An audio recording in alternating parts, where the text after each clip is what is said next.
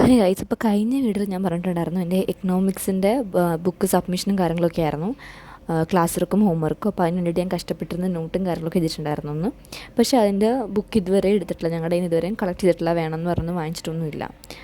അപ്പോൾ പിറ്റേ ദിവസം ഇപ്പോൾ ഈ ഒരു ദിവസം എനിക്ക് IP കംപ്ലീറ്റ് ചെയ്യാനുണ്ടായിരുന്നു. കാരണം IPയുടെ ഹോം വർക്ക് സബ്മിഷനാണ്. അപ്പോൾ ഇതെങ്കിലും എടുക്കും എന്നുള്ള പ്രതീക്ഷയുണ്ടായിരുന്നു. കാരണം മാഡം എപ്പോൾ പറഞ്ഞിട്ടുണ്ടെങ്കിലും അപ്പോൾ തന്നെ കളക്ട് ചെയ്യിപ്പിക്കുകയും ചെയ്യും. അതുപോലെ അതിനനുസരിച്ച് വെച്ചില്ലെങ്കിൽ അതിനനുസരിച്ച് മാർക്കും കുറയ്ക്കും.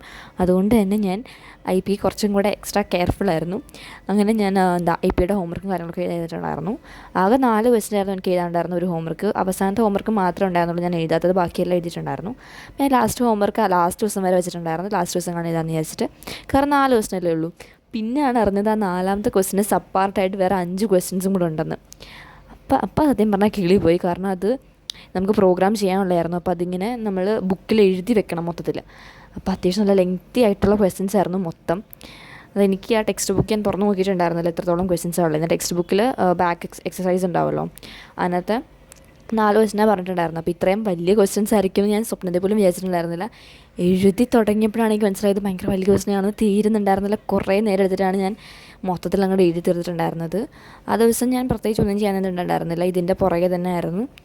ഇതെനിക്ക് പിന്നെ ആ ദിവസം വേറെ ചെയ്യാനായിട്ടും കുറച്ച് മടിയുണ്ടായിരുന്നു. ഈ മൊത്തത്തിലൊരു മടി പിടിച്ചൊരു ദിവസങ്ങളാണ് കടന്നു പോയിക്കൊണ്ടിരിക്കുന്നത്. ആ ഹാഫ് ഇയർലി സമയത്ത് അതൊക്കെ ഞാൻ ഇത്ര നേരം പഠിച്ചിട്ടുണ്ടായിരുന്നൊക്കെ ഞാൻ ആലോചിക്കുന്നുണ്ട് ഇപ്പോൾ. കാരണം അതിനുശേഷം എനിക്ക് മര്യാദയ്ക്ക് പഠിക്കാനും കാര്യങ്ങളൊക്കെ ഭയങ്കര മടിയാണ് ഇപ്പോൾ.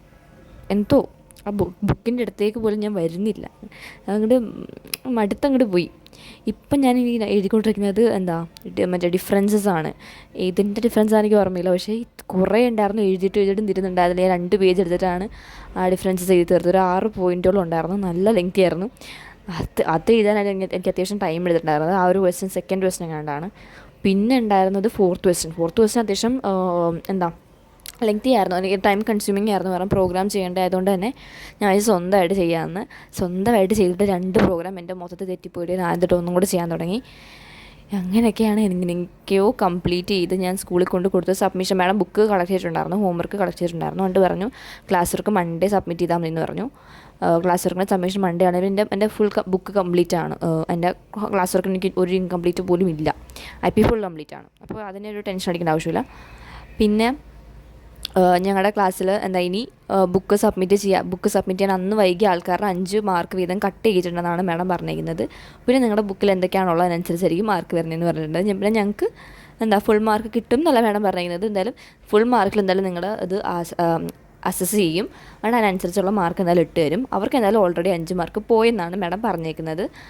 പിന്നെ ബുക്കിന് ഭയങ്കര ലേറ്റായിട്ട് സബ്മിറ്റ് ചെയ്യുകയാണെങ്കിൽ മാഡം 1 മാർക്ക് പോലും ഇട്ടിട്ടേ നിങ്ങളുടെ ഇൻ്റർണലിൽ 1 മാർക്ക് പോലും കിട്ടുള്ളൂ എന്നും മാഡം പറഞ്ഞിട്ടുണ്ടായിരുന്നു.